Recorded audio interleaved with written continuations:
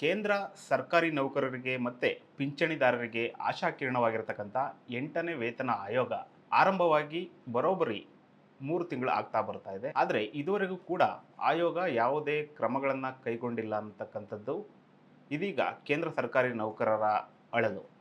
ಅಳಲು ಮಾತ್ರವಲ್ಲ, ಆಯೋಗದ ಶೇಕಡ 33ರಷ್ಟು ಸಮಯ ಇದೀಗ ಮುಗ್ದಿದ್ದು ಕೇಂದ್ರ ವೇತನ ಆಯೋಗ ಯಾವೆಲ್ಲ ರೀತಿಯ ಕ್ರಮಗಳನ್ನು ಕೈಗೊಳ್ಳುತ್ತಾ ಇದೆ ಅನ್ನೋದ್ರ ಬಗ್ಗೆ ಇದೊಂದು ವಿಶೇಷವಾದ ಮಾಹಿತಿಯಾಗಿದ್ದು, ಕೇಂದ್ರ ಸರ್ಕಾರಿ ನೌಕರರು ಮತ್ತು ಪಿಂಚಣಿದಾರರು ಇದನ್ನು ನೀವು ನೋಡಲೇಬೇಕು.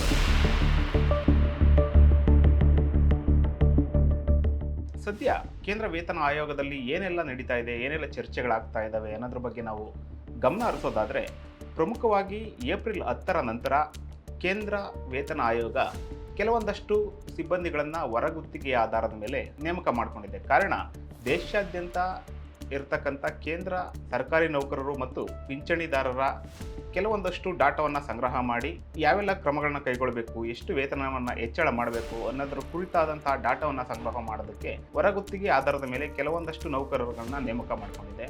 ಇನ್ನು ಪ್ರಮುಖವಾಗಿ ಏಪ್ರಿಲ್ 14ರಲ್ಲಿ ದೆಹಲಿಯಲ್ಲಿ ನಡೆದಂತಹ ಕೇಂದ್ರ ಸರ್ಕಾರಿ ನೌಕರರ ರಾಷ್ಟ್ರೀಯ ಮಂಡಳಿ ಕೂಡ ಇದೀಗ ಕೇಂದ್ರ ವೇತನ ಆಯೋಗಕ್ಕೆ ಮನವಿಯನ್ನು ನೀಡಿದೆ. ಅದು ಬರೋಬ್ಬರಿ 51 ಪುಟಗಳ ಮನವಿ.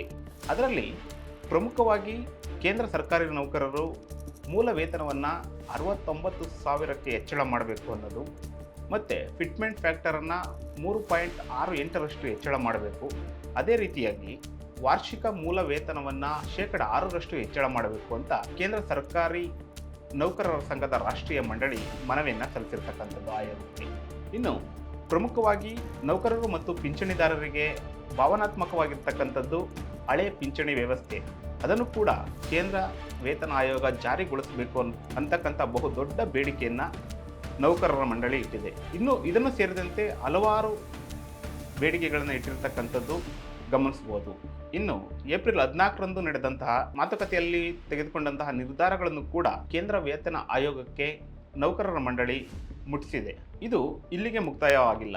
ದೆಹಲಿಯಲ್ಲಿರ್ತಕ್ಕಂಥ ಕೇಂದ್ರ ವೇತನ ಆಯೋಗ ಇದೀಗ ಎಲ್ಲ ರಾಜ್ಯಗಳಿಗೂ ಸಂಚರಿಸಿ ಅಲ್ಲಿನ ನೌಕರರ ವೇತನ ಪರಿಷ್ಕರಣೆ ಆಗಿರ್ಬೋದು, ಅಥವಾ ಹಳೆ ಪಿಂಚಣಿ ವ್ಯವಸ್ಥೆ, ಹೊಸ ಪಿಂಚಣಿ ವ್ಯವಸ್ಥೆ, ವೇತನ ಹೆಚ್ಚಳ, ಇದೆಲ್ಲ ಸೇರಿದಂತೆ ಹಲವಾರು ಅಭಿಪ್ರಾಯಗಳನ್ನ ಸಂಗ್ರಹ ಮಾಡ್ತಾ ಇದೆ. ಮೇ 18ರಂದು ಹೈದರಾಬಾದ್ಗೆ ಆಯೋಗದ ಸದಸ್ಯರು ಮತ್ತು ಅಧ್ಯಕ್ಷರು ತೆರಳಲಿದ್ದಾರೆ.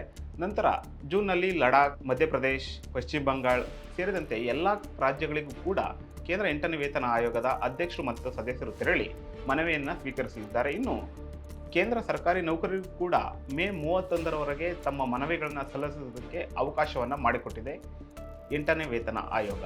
ಒಟ್ಟಾರೆಯಾಗಿ ಹೇಳಬೇಕಂದ್ರೆ ಕೇಂದ್ರದ 8ನೇ ವೇತನ ಆಯೋಗ ಭಾಳಷ್ಟು ಸಮಯವನ್ನು ತೆಗೆದುಕೊಂಡು ಕೆಲಸ ಮಾಡ್ತಾ ಇದೆ. ಆದರೆ ಇದು ಮತ್ತಷ್ಟು ವೇಗವನ್ನು ಪಡೆದುಕೊಳ್ಳಬೇಕು ಅನ್ನತಕ್ಕಂಥದ್ದು ಕೇಂದ್ರ ಸರ್ಕಾರಿ ನೌಕರರ ಮನವಿ ಹಾಗೂ ಆಗ್ರಹ. ಇನ್ನು ಪ್ರಮುಖವಾಗಿ ಭಾಳಷ್ಟು ಲೇಟ್ ಆಗ್ತಾ ಇದೆ ಅಂತ ಚಿಂತೆ ಮಾಡಿದ್ರೂ ಕೂಡ ಕೇಂದ್ರ ಸರ್ಕಾರಿ ನೌಕರರು ಇದರ ಕೊನೆಗೆ ಅದ್ಭುತವಾದಂತಹ ಸಿಹಿ ಸುದ್ದಿಯನ್ನು ಪಡೆಯಲಿದ್ದಾರೆ. ಕೆಲವೊಂದು ಸಮಯದವರೆಗೂ ಕಾಯುವಿಕೆ ಅನಿವಾರ್ಯ ಆದರೂ ಕೂಡ ಕೊನೆಗಳಿಗೆಯಲ್ಲಿ ಸಿಹಿ ಸುದ್ದಿ ಸಿಗುತ್ತೆ ಅನ್ನೋದು ಕೇಂದ್ರ 8ನೇ ವೇತನ ಆಯೋಗದ ಸದಸ್ಯರು ಹೇಳಿರ್ತಕ್ಕಂಥ ಮಾತು. ಅದೇ ರೀತಿಯಾಗಿ ಸರ್ಕಾರಿ ನೌಕರರ ಸಂಘದ ಮುಖ್ಯಸ್ಥರು ಕೂಡ ಇದನ್ನೇ ಹೇಳಿರ್ತಕ್ಕಂಥದ್ದು.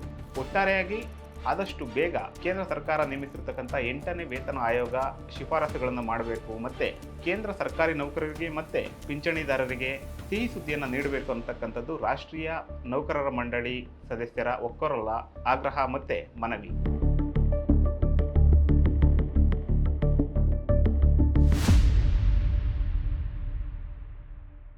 ಹೆಚ್ಚಿನ ಸುದ್ದಿ ಅಪ್ಡೇಟ್ಗೆ ಈಗಲೇ the federal Karnataka YouTube page ಅನ್ನು ಸಬ್ಸ್ಕ್ರೈಬ್ ಮಾಡಿ.